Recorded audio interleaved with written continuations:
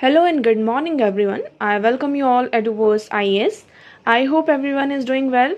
So today is 10th May 2024 and we are going to discuss important news and articles from The Hindu newspaper.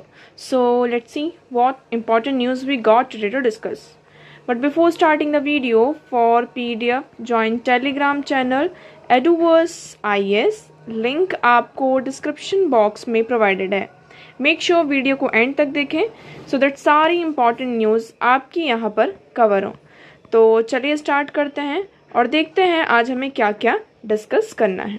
Okay so आज की हमारी पहली news है यहाँ पर polling booths in forest NGT seeks Assam government reply. अब यहाँ पर हम किसकी बात कर रहे हैं? National green tribunal. National green tribunal ने आसाम के जो चीफ सेक्रेटरी हैं उनसे डिटेल्स मांगी है, मतलब कि एक तरीके से रिप्लाई मांगा है कि जो वाइल्ड लाइफ सेंचुरी है, हम किस वाइल्ड लाइफ सेंचुरी की यहाँ पर बात कर रहे हैं? सोनाई रुपाई वाइल्ड लाइफ सेंचुरी. कौन सी? सोनाई रुपाई वाइल्ड लाइफ सेंचुरी. ये आपकी कहाँ है? पहली बात तो आपकी इसकी लोकेशन, अब देखिए न्यूज़ में आ गया है तो यहीं से आपको ये नोट डाउन करते जाना है क्योंकि इतनी सारी वाइल्ड लाइफ सेंचुरीज हैं, हम सबको तो याद करते बैठेंगे नहीं कि कौन सी वाइल्ड लाइफ सेंचुरी कहाँ है. हाँ, जो इंपॉर्टेंट वाइल्ड लाइफ सेंचुरीज हैं हमें उन्हें याद रखना है और जो न्यूज़ में रहती हैं, है ना, तो उससे रिलेटेड यहाँ पर जो भी सारे फैक्ट्स हैं वो हमें याद रखना है. तो अभी हम किसकी बात कर रहे हैं यहाँ पर? सोनाई रुपाई वाइल्ड लाइफ सेंचुरी की. ये आपकी इसकी लोकेशन अगर पूछा जाए तो कहाँ है? आसाम में. उसको हम फर्दर देखेंगे. अब एक्चुअली हुआ ये है कि ये जो सोनाई रुपाई वाइल्ड लाइफ सेंचुरी है, आप लोगों को ये पता होगा कि जो नेशनल पार्क्स होते हैं, वाइल्ड लाइफ सेंचुरीज होती हैं, यहाँ पर मतलब कि 5 किलोमीटर तक का जो एरिया है, यहाँ पर जो आपकी कंस्ट्रक्शन एक्टिविटी और जो अदर एक्टिविटीज़ हैं वो आप नहीं कर सकते हैं. लेकिन अभी एक्चुअली यहाँ पर हुआ ये कि details of officer who allowed polling stations, school and other construction activities in the wildlife sanctuaries. यहाँ पर क्या किया गया है कि जो पोलिंग स्टेशंस हैं, स्कूल है और अदर जो कंस्ट्रक्शन एक्टिविटीज़ हैं वो वाइल्ड लाइफ सेंचुरी के अंदर यहाँ पर इसको अलाउ किया गया है. And reserve forest in a gross violation of the forest conservation act 1980. तो ये क्या कर रहा है? डायरेक्टली हमारा जो फॉरेस्ट कंजर्वेशन एक्ट 1980 है उसका वॉलेशन कर रहा है. इसी के चलते अभी यहाँ पे एनजीटी ने क्या किया है, वहाँ आसाम की जो चीफ सेक्रेटरी हैं उनसे यहाँ पर रिप्लाई मांगा है. अब यहाँ से हमारी दो चीज़ें निकल कर आती हैं. पहले हमें क्या पढ़ना है? सोनाई रुपाई वाइल्ड लाइफ सेंचुरी. दूसरा एनजीटी. नेशनल ग्रीन ट्रिब्यूनल क्या है? अब आप लोगों के माइंड में क्वेश्चन आता होगा, what is this national green tribunal? National green tribunal एक आप कह सकते हैं कि स्टैचुटरी बॉडी है जो कि एक्ट के द्वारा एस्टैब्लिश की गई है. एक्चुअली होता यह था कि गवर्नमेंट से रिलेटेड, मतलब इन्वायरमेंट से रिलेटेड बहुत सारे यहाँ पर आपके जो केसेस थे, सारे जो केसेस थे वो कहाँ जाते थे? सुप्रीम कोर्ट, हाई कोर्ट में जाते थे. तो उनका जो बर्डन था वो बहुत ज़्यादा हो चुका था. तो उस बर्डन को कम करने के लिए एक बॉडी को स्टैब्लिश किया गया, नेशनल ग्रीन ट्रिब्यूनल, जो कि आपके इन्वायरमेंट से रिलेटेड जितने भी यहाँ पर इशूज़ होंगे, है ना, केसेस होंगे, उनको कौन सॉल्व करेगा? आपका ये ट्रिब्यूनल सॉल्व करेगा. ओके, इतना यहाँ पर क्लियर हुआ. सो हम यहाँ पर पहले लोकेशन वगैरह देख लेते हैं. सोनाई रुपाई वाइल्ड लाइफ सेंचुरी. सो सोनाई रुपाई wild life sanctuary is a protected area located in Assam that covers 175 km square. It is located along the foothills of Great Himalayan Ranges. तो जो ग्रेट हिमालयन रेंजेस है आपकी, उसके फुट हिल्स में आपको ये देखने को मिलेगी. ये 1998 में इसको वाइल्ड लाइफ सेंचुरी डिक्लेयर किया गया. अब इसकी लोकेशन आप देख लीजिए. आसाम में देखिए, आप सभी को पता है कि कितने सारे नेशनल पार्क्स हैं, टाइगर रिजर्व्स हैं, वाइल्ड लाइफ सेंचुरीज आपको देखने को मिलती हैं. तो हम कुछ की यहाँ डिस्कस कर लेते हैं. ये है आपका सोनाई रुपाई वाइल्ड लाइफ सेंचुरी. पहले तो आपको आसाम देखना है. यहाँ से अगर हम देखेंगे तो ये वाला जो ये पूरा एरिया है ये हमारा क्या है? आसाम. ओके, ये यहाँ से आपको इतना क्लियर हो, ये आसाम. ठीक है, यहाँ पर आप आएंगे.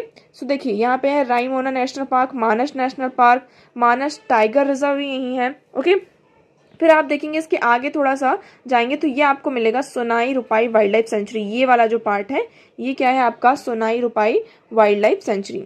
ओके, ये यहाँ पर आपको ये दिख रहा होगा. ओके, उसके बाद आप यहाँ पर देख सकते हैं औरिंग नेशनल पार्क, औरिंग टाइगर रिजर्व भी है यहाँ पर. और उसके बाद आप यहाँ पर देखेंगे Kaziranga tiger reserve, Kaziranga national park, Nameri national park, Nameri tiger reserve. तो देखिए यहाँ पे थोड़ा ये आपको इजी भी हो जाएगा कि जहाँ टाइगर रिजर्व है वहीं से आपके नेशनल पार्क है. बस थोड़ा सा आपको नाम पता होना चाहिए. ओके, सो आपको इसकी लोकेशन भी क्लियर है. एनजीटी क्या है? What is NGT? National green tribunal. It is a specialised body set up under the national green tribunal act 2010। तो नेशनल ग्रीन ट्रिब्यूनल एक्ट जो हमारा 2010 एक्ट मतलब 10 का ये जो एक्ट है, उस एक्ट के तहत इस बॉडी को, नेशनल ग्रीन ट्रिब्यूनल को क्या किया गया, आपका स्टैब्लिश किया गया है। इसलिए ये आपकी क्या है, स्टैट्यूटरी बॉडी है। For effective and expeditious disposal of cases relating to environmental protection and conservation of forest and other natural resources. तो यहाँ पर इन्वायरमेंटल जो प्रोटेक्शन है, इन्वायरमेंट को कंजर्व करना है, फॉरेस्ट को कंजर्व करना है, और कोई भी इससे related other natural resources related कोई भी यहाँ पे केसेस आते हैं, सो उसका डिस्पोजल कौन करता है, आपका एनजीटी, नेशनल ग्रीन ट्रिब्यूनल करता है। यह आप लोगों को पता होना चाहिए। So with the establishment of NGT, India became the third country in the world to set up specialised environmental tribunal only after Australia, New Zealand and the first developing country to do so. अब देखिए, अगर हम बात करते हैं, NGT को India ने setup किया, इसका मेन पर्पस क्या है, मेन काम क्या है, ये एक आपकी स्पेशलाइज्ड मतलब बॉडी है, एक स्पेशलाइज्ड इन्वायरमेंटल ट्रिब्यूनल है, जो कि सिर्फ इन्वायरमेंट के जो केसेस है उसको डिस्पोज करेगा, इन्वायरमेंट से रिलेटेड जो भी यहाँ पे केसेस है उसको डिस्पोज करेगा। इससे पहले यहाँ पे ऑस्ट्रेलिया और न्यूजीलैंड ने यहाँ पे सेटअप किया था, और इंडिया क्या आपकी थर्ड कंट्री है और फर्स्ट डेवलपिंग कंट्री है सो टू डू सो, है ना, ऐसा करने वाली। उसके बाद हम बात करते हैं स्ट्रक्चर की बात करते हैं। तो tribunal comprises of chairperson, judicial member and expert members. Okay, so they shall hold office for the term of 3 years until the age of 65। तो यहाँ पर आपके कौन कौन होंगे, एक चेयरपर्सन होंगे, जुडिशियल मेंबर्स होंगे और एक्सपर्ट मेंबर्स होंगे। इनका 3 साल तक का टाइम पीरियड होता है, टेन्योर होता है, या फिर 65 ईयर, जो भी आपका पहले यहाँ पर हो जाए। चेयरपर्सन जो अपॉइंट होते हैं सेंट्रल गवर्नमेंट के द्वारा, यहाँ पर in the consultation with chief justice of India. Chief justice of India से पहले कंसल्टेशन होता है और उसके द्वारा सेंट्रल गवर्नमेंट क्या करती है, चेयरपर्सन को अपॉइंट करती है। A selection committee shall be formed by the central government to appoint the judicial members and expert members. और जो सेंट्रल गवर्नमेंट है हमारी, वो एक सिलेक्शन कमिटी को फॉर्म करती है, और वो जो सिलेक्शन कमिटी होती है, जितने भी हमारे अदर मेंबर्स, जुडिशियल मेंबर्स और एक्सपर्ट मेंबर्स हैं फॉर द ट्रिब्यूनल, उन्हें अपॉइंट किया जाता है। सो मेंबर्स का जो नंबर होना चाहिए वो कितना होना चाहिए, सो एटलीस्ट मतलब जो अगर हम लीस्ट मिनिमम की बात करें तो 10 होना चाहिए, और मैक्सिमम यहाँ पे फुल टाइम जुडिशियल मेंबर्स यहाँ पर और एक्सपर्ट मेंबर्स ट्रिब्यूनल में हो सकते हैं। ओके, सो आई होप आपको यहाँ पर क्लियर होगा। उसके बाद यहाँ पे पावर्स की बात की गई कि इसमें क्या क्या रिलेटेड यहाँ पे जो the NGT deals with civil cases under the 7 laws. यहाँ पर आपके जो इन्वायरमेंट से रिलेटेड 7 लॉज हैं, उनके जितने भी सिविल केसेस आते हैं तो एनजीटी उनसे डील करता है। कौन कौन से, एक बार आप हम इस पर नजर डाल लेते हैं। तो the water prevention and control of pollution act 1974, water prevention control and pollution cess act 1977, दोनों डिफरेंट है, आपको याद रखना है, यहाँ पे सेस एक्ट है। The forest conservation act 1980, the air prevention and control of pollution act 1981, the environment protection act 1986, the Public Liability Insurance Act 1991 and the Biological Diversity Act 2002। इतना क्लियर हुआ आपको? ओके, नाउ नेक्स्ट मूव करते हैं। So the next article is, आज environment मतलब कि editorial section में ये आर्टिकल आपके लिए इंपॉर्टेंट हो जाता है। वैसे ऑल्दो हमने इस आर्टिकल को ऑलरेडी डिस्कस किया हुआ है, बट स्टिल हम इसके बारे में फिर से बात कर लेते हैं। An AI infused world need matching cyber security.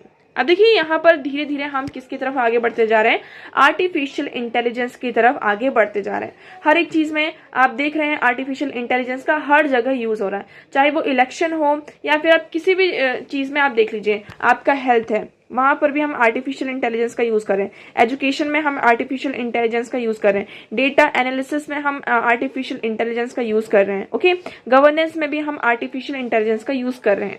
तो हर एक सेक्टर में, हर एक फील्ड में हमें आर्टिफिशियल इंटेलिजेंस यहाँ पर इन्फ्यूज हो चुका है, इसका आपको पता है। अब हमारे पास यही टाइम है, अभी हम एक कह सकते हैं फर्स्ट फेज पर हैं, हम अभी बहुत ज्यादा आगे नहीं बढ़े हैं। डिफेंस सेक्टर में भी आपका क्या हो रहा है कि हम आर्टिफिशियल इंटेलिजेंस का यूज कर रहे हैं। Okay, so this is the perfect time कि हमें हर एक सेक्टर के लिए एक मैचिंग साइबर सिक्योरिटी भी होनी चाहिए। आप सभी को पता है कि आर्टिफिशियल इंटेलिजेंस जहां हमें यहाँ पर कुछ फायदे देता है, उसी के साथ हमें बहुत सारे नुकसान भी देकर जाता है। एक तरफ इसके एडवांटेजेस हैं, दूसरी तरफ बहुत सारे डिसएडवांटेजेस भी हैं। हेल्थ सेक्टर में भी इसका डिसएडवांटेज आपको देखने को मिलता है, एजुकेशन में भी, गवर्नेंस की बात करते हैं उसमें भी, और डिफेंस में भी।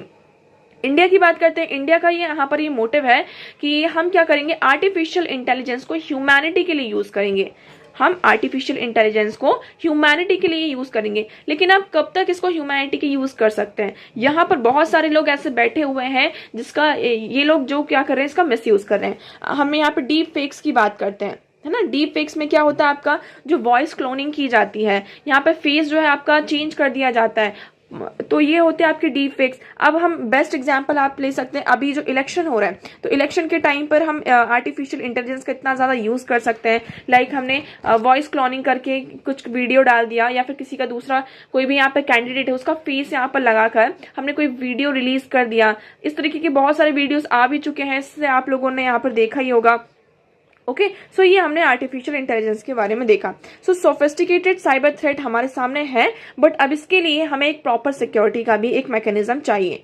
सो while it is true that generative AI has exceptionally transform how we operate with its integration into sectors such as education, banking, healthcare, manufacturing, हर एक सेक्टर में आपको इस आर्टिफिशियल इंटेलिजेंस का इंटीग्रेशन देखने को मिलता है। It has also transform the paradigm of cyber risk and safety as we know it. अब इसने क्या किया है, जो हमारा साइबर रिस्क है और सेफ्टी है, इसका जो पैराडिग्म है उसको भी ट्रांसफॉर्म कर दिया है। अब जो पहले हम सिक्योरिटी यहाँ पर हम चीज़ों सिक्योरिटी को लेकर चीज़ें करते थे, अब उसे हमें चेंज करने की ज़रूरत है।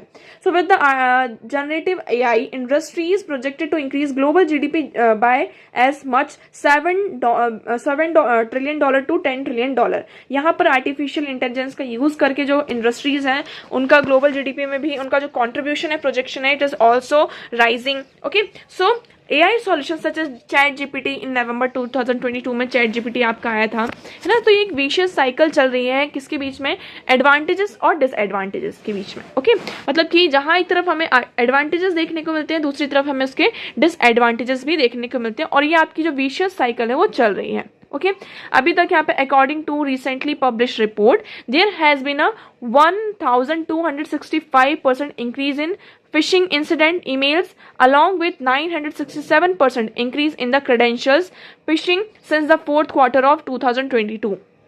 तो आप यहाँ पर केसेस भी देख सकते हैं कि कितने ज़्यादा राइज हो रहे हैं। अब यहाँ पर आपको एक चीज़ और याद रखनी है, क्या, ये बेल्ट्सले डिक्लेरेशन, ये आपका कहाँ हुआ था, यूरोप में हुआ था। इसमें मेनली इस डिक्लेरेशन में यही था कि हम किस तरीके से जो ये एडवांस टेक्नोलॉजी हमारे सामने आ रही है तो उसे हम कैसे नेविगेट कर सकते हैं डिजिटल स्पेस में सेफली। तो हम यहाँ पर सेफ्टी की बात की गई है।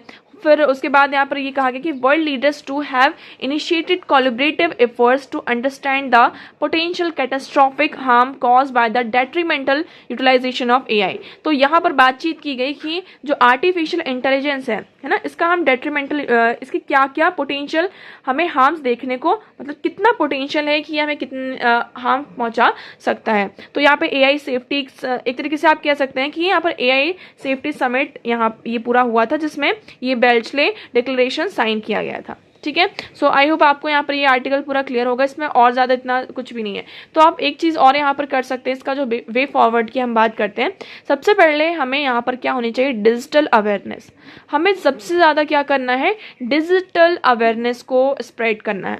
जितना ज़्यादा लोग उस चीज़ के बारे में अवेयर होंगे उतना ज़्यादा यहाँ पर वो अपने आप को क्या कर सकते हैं, सेव कर सकते हैं। ठीक है, सो सबसे पहले हमें फॉस्टर करना होगा क्या, digital awareness. So at the corporate level greater emphasis is required to accommodate digital awareness via occupational media, digital literacy training session, fostering robust digital fluency in the workspace while identifying and tackling gaps in digital knowledge among employees। तो यहाँ पर देखिए हम corporate level से start कर सकते हैं। जो डिजिटल अवेयरनेस है उसको हमें ऑपरेशनलाइज करना होगा।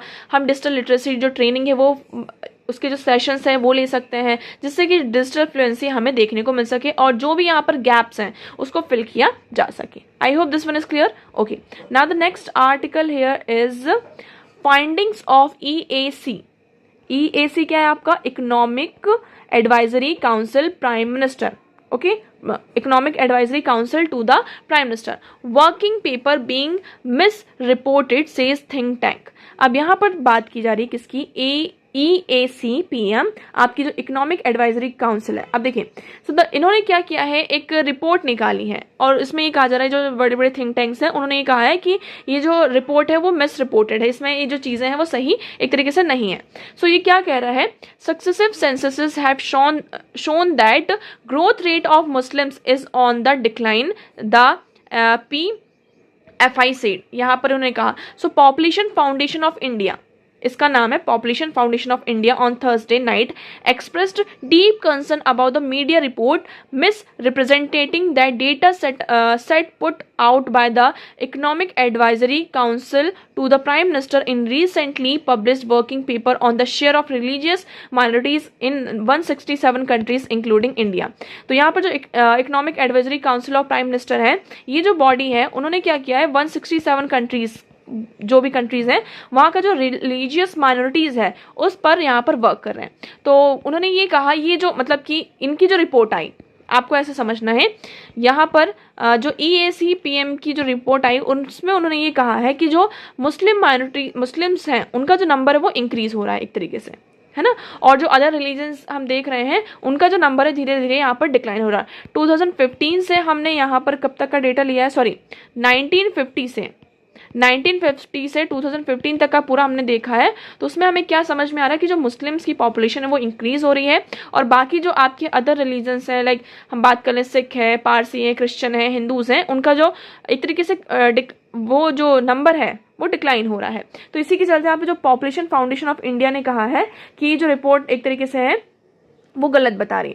सो PFI is an independent think tank working population trend and reproductive sexual health said that media outlets were misreporting the finding contents in the working paper to spread alarm regarding to the growth of Muslim population. तो उन्होंने यहाँ पर ये कहा कि ये जो report है ये मिस रिपोर्टेड है। Okay, so in working paper, यहाँ पर क्या है, वर्किंग पेपर का टाइटल क्या है, शेयर ऑफ रिलीजियस माइनॉरिटीज। इस वर्किंग पेपर का टाइटल है share of religious minorities across country analysis 1950 to 2015।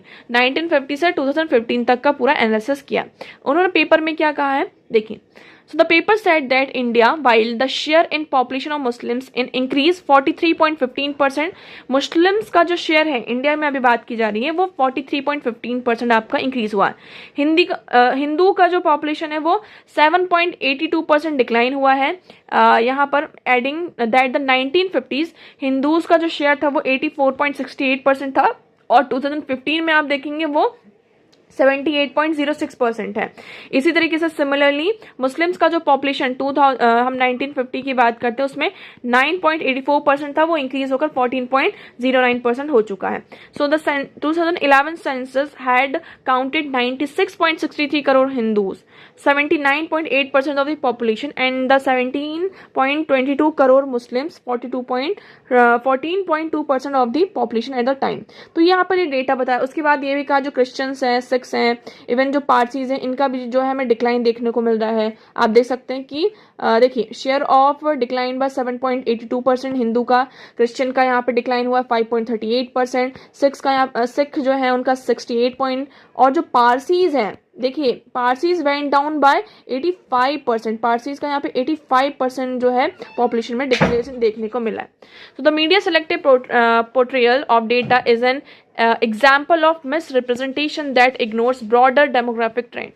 So here you will see that economic advisory council to the prime minister. अभी body क्या है, it is an independent body constituted to give advice on economic and related issues to the government of India, specifically to the prime minister. ये जो body है उसका काम क्या है, जो भी इकोनॉमिक से रिलेटेड यहाँ पर चीज़ें होती है उससे एडवाइस देना गवर्नमेंट ऑफ इंडिया को, specifically prime minister. It was set up for the first time in September 2017। 2017 में इसको सेटअप किया गया था for the term of 2 years। Term of reference की बात करते हैं, एनालाइजिंग एनी इशू, यहाँ पर इनका जो economic and otherwise refer to it by prime minister. Prime minister के द्वारा यहाँ पे जो भी इनको इश्यूज हैं इकोनॉमी से रिलेटेड और जो भी ये चीज़ें हैं उसको एनालाइज करना इनका काम होता है।